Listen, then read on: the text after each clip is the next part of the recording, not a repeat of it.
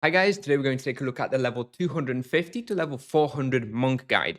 This level range is very good for the monk. This is where you really are very powerful and you're doing some crazy numbers. And the reason we've split it into this level range is because around level 250 you unlock your first two really good elemental weapons. On the energy side, you unlock the Eldritch Crescent Moonspade, which is very good. And on the earth side, you unlock the Cobra Bow, which is also very good. And then at level 400, you unlock all your soul gear, your primal gear and stuff. So that also unlocks a lot more stuff. So I thought this level 250 to 400 would be the appropriate range to cover for the monk. The next guide we will do is probably level 400 to level 600. Anyway, let's get started. As always, the regular stuff. I'm expecting you to have a premium account, some knowledge and experience of the game, average fist fighting and magic level for this level, which would be around 100 fist and maybe like 40 magic level. And obviously you'll need some budget and money for equipment, spells, supplies, and imbues. Now, I will say that currently at the time of recording, if you want to get all the best in slot items for this level range, so like Demon Mengu and Mutant High Trousers and the Cobra Bow and the Moonspade, you're going to need a fair amount of money. I expect that they will be going down in price over time, but currently they are very expensive. We're talking like between 50 to like 100 KK per item. So yeah, it's expensive. You keep that in mind. If you don't have a budget, obviously everything you'll see in this guide, you need to account for that you're going to do like, a little bit worse. You'll be a little bit weaker than if you had all the best in slot stuff. And finally, my guides are always primarily aimed at solo players. So purchasable spells in this level range is NA. We don't actually have any spells to purchase in this level range. The only thing we have of that sort in this level range is at level 275. We unlock the final way of the monk quest, which is reward you the focus harmony spell, which works incredibly well with spiritual outburst. When you have double spender, you can do focus harmony and you can do like a back-to-back spiritual outburst plus sweep and takedown. So yeah, something to consider. I personally don't use Spiritual Outburst at the moment, so I don't actually use Focus Harmony very much. But nevertheless, you definitely do want to pick up that Shrine at level 275. And if you need a little bit more information about that, you can just look up my video, All Shrine Locations, The Way of the Monk Quest, Tibia. Moving on, imbues still the same. I now fully expect you to be using full imbuement slots in this level range.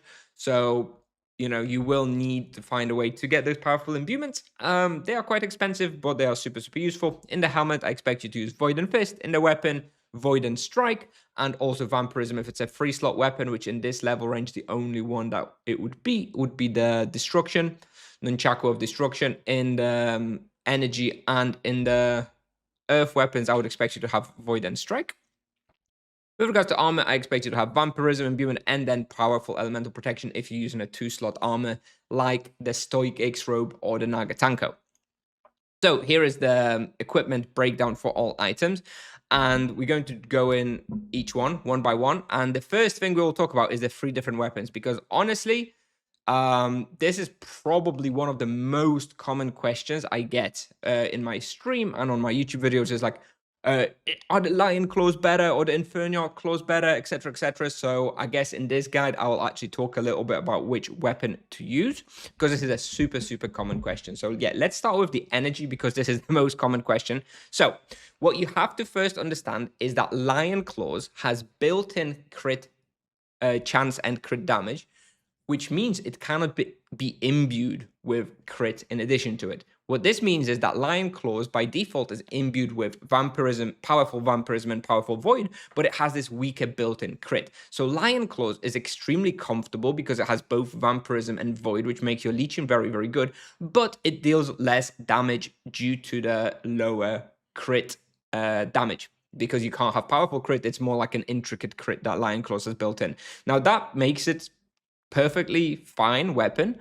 It's very comfortable and makes hunts easier, but it does less damage than the other 2 weapons. So that's the first thing to realize. Lion Claws is a perfectly fine weapon, but you will likely do a little bit less experience with the Lion Claws than with the other 2 weapons if playing optimally. However, If the lion claws mean that you don't die a couple of times, then you've already made up that lost experience, that couple of percent lost experience from having a weaker crit.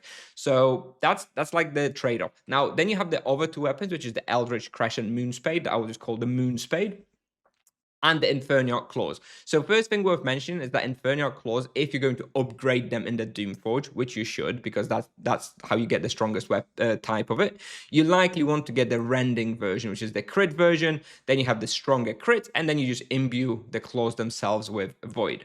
And anyway, that's the item that I'm actually assuming that you have, the Rending Inferniarch Claws. And then when you compare that to the Moonspade, they are both more or less very similar damage-wise. Moonspade gets its damage through the damage reflection, and Inferniarch Claws gets its damage through the higher crit, I believe it has higher attack value and maybe like +1 fist or something. With the summer update just around the corner, actually the Moonspade proficiency tree looks a little bit better, like it's going to do a little bit more damage. Bottom line, in my personal opinion, Moonspade and Rending Inferniarch Claws are more or less at the same power level. Like, I don't care if I'm using a Moonspade or if I'm using a Rending Inferniarch Claws. Honestly, no big deal to me. The main advantage of the Moonspade is that it's available 50 levels earlier. So you can start at level 250 going to like a Sura Mirror, stuff like that, already at 250, and you don't have to wait for level 300. On the other hand, Moonspade is very hard to get. It gets dropped by the Brain Stealer, which is, not a super commonly farmed boss, and it's a rare drop. Whereas Inferniarch Claws are a guaranteed like drop from the Arbazilov after like 10 kills. So there's loads of claws, not very many Moonspades, which means that the claws are much cheaper. So honestly, what I did. So this is my example. What I did. I bought the Moonspade at 250. I got to level 300, sold the Moonspade, bought the Inferniarch Claws for much cheaper, and I was happy with that. No big deal. If you care about damage, use either the Moonspade or the Inferniarch Claws. Doesn't really matter all that much. The Lion Claws is the more defensive option. So that's how you want to see it. And again, bottom line, honestly, any of these three weapons are fine. They're all good. If you can get your hands on, you want at least one of them. And if you can only get Lion Claws, that's fine. You'll be fine. If you can only get the Rending Inferniarch Claws, that's fine. Honestly, not a big deal. They're all very, very good. I hope I helped to answer the differences between them. If I had to just one, if I could only just have one, I would probably choose the Moonspade, but that one is the most expensive. So if you don't have the budget, you should go for the Inferniarch Claws or the Lion Claws. Moving on, we have the weapons. So for Earth, we have two options here. We have the Cobra Bow and the Naga Katar. Here, the answer is very simple. The Cobra Bow is much better in almost all circumstances. Naga Katar does a tiny little bit more damage. It has like a high attack value and like +1 fist compared to the Cobra Bow. So it's technically a little tiny bit better damage-wise. But the Cobra Bow has built-in extra 15% or 14% life leech, which makes it way more comfortable, way easier to hunt of places. So if I can choose between Cobra Bow and Naga Katar, I choose Cobra Bow 100 out of 100 times. So if you can get that, get that. But then again, Naga Katar is still fine. If that's the only one you can get, that's fine. You'll just have a little bit less life leech, so it's going to be a little bit more dangerous for you, but it's also fine. For physical weapons, you've got the Destruction and Nunchaku of Destruction, level 200, and Falcon Sight, level 300. So Falcon Sight is the better weapon overall. It has a little bit less life leech because it can't have the powerful life leech imbuement, but it has more damage, and the more damage usually makes up for the lost life leech, etc., etc. So Falcon Sight technically a little bit better. However, I will say that there is not really many physical-based respawns where you're using physical weapons. Like, I've got the Falcon Sight, and I've used it like 2 or 3 times since level 300. I'm like almost level 600 now. So honestly, there's just not much point. Just get the Destruction at level 200 for like 3kk or however much it costs for the gold tokens, and just forget about it. Like, the Falcon Sight is better. If you can get the Falcon Sight for really cheap, like 5kk or something, sure, by all means get it just so you have it. But definitely not worth paying more than like 10 or 15kk for the Falcon Sight, which is, I think, where the price is right now. Really not enough physical-based respawns for you to invest into that item. For the helmet, you've got a Dark Vision Bandana at 180, Nosferatu Bone Hood at 230, Demon Mengu at 300. Obviously, the Demon Mengu is the best one. However, pretty hard to come by, very expensive, around 100kk at the moment. You should get it if you can, but the Nosferatu Bone Hood is also okay. For the army, you've got a Stoic X-Robe and the Nagatanko. This is another question that I very often get about which of those two is better. So generally, the trade-off is Stoic X-Robe has higher healing. It has Spirit Mend base healing. Nagatanko has 4% fire protection. Honestly, I wasn't sure which one I preferred before I got these items, but in my experience, when I was in this level 250 to 400 range, I basically almost always use the Stoic X-Robe. I think it's better overall. If you can only have one, get the Stoic X-Robe. The Nagatanko is fine. It's good for like Asura Mirror, right? You have this built-in fire protection, imbue it with death protection. You're happy using fire and death. But overall, I didn't really use Nagatanko all that much compared to the Stoic X-Robe. So you don't need both, in my opinion. Either is fine. If you can choose one, I would use the Stoic X-Robe. For the legs, honestly, the current meta game is still to just use Dwarven legs until level 300. Those are the only legs with physical protection until Mutant Hide Trousers. And then at 300, you get Mutant Hide Trousers. But again, they're very, very expensive, around like 90 to 100 KK at the moment. So if you can't afford it, you could pick up the Jade legs or the Nosferatu Flesh Guards. Not as good. They don't have physical protection, but, you know, still okay.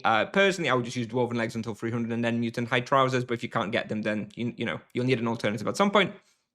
For the boots, the only boots talking about in this level range are the Gnomish foot wraps and the X foot wraps. So if you can get them, X foot wraps, very, very good. They are actually the best offensive boots in the game for the monk at all points. They're better than the soul boots offensively because they have a base damage increase to greater flurry of blows. So they're actually potentially the best end game boots currently in the game.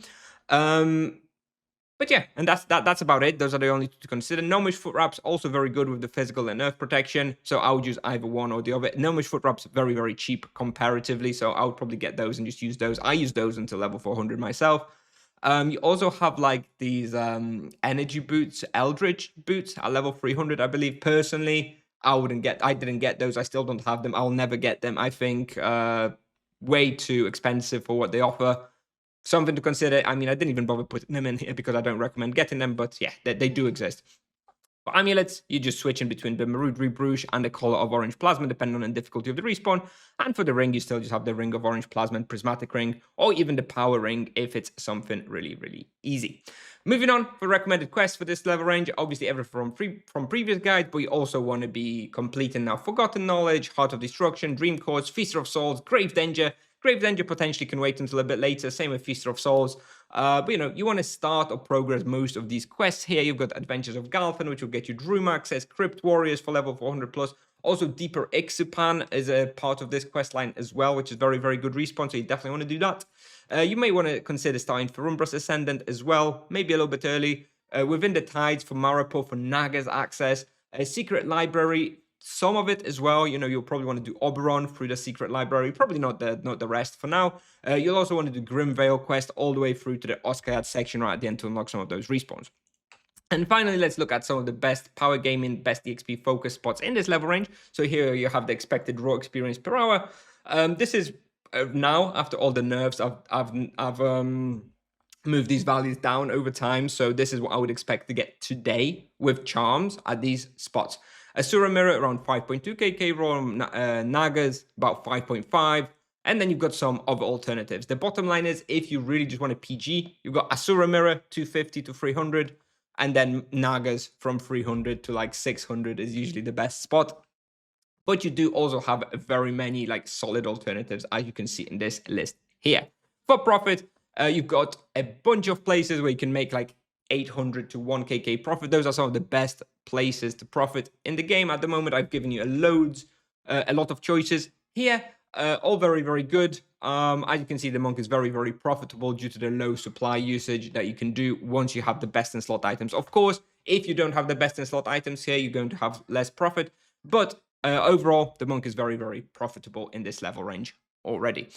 Anyway, that's what I have for you today, guys. I hope you enjoyed this guide. If you have any questions, anything's not clear, let me know. I'll be happy to answer. And of course, as always, just a reminder here that TibiaPal.com/equipment is always updated, so you can find all the latest items if you're watching this video in the future. And some updates have released some new items. You can always refer to TibiaPal.com/equipment. And same for the hunting spots. You can use TibiaPal.com/hunting. Anyways, thank you very much for watching, guys. Next installment in this guide, in this series, will be level 400 to level 600, probably in a few weeks. And yeah, any questions, let me know. I'll be happy to answer. Thanks for watching. Bye-bye.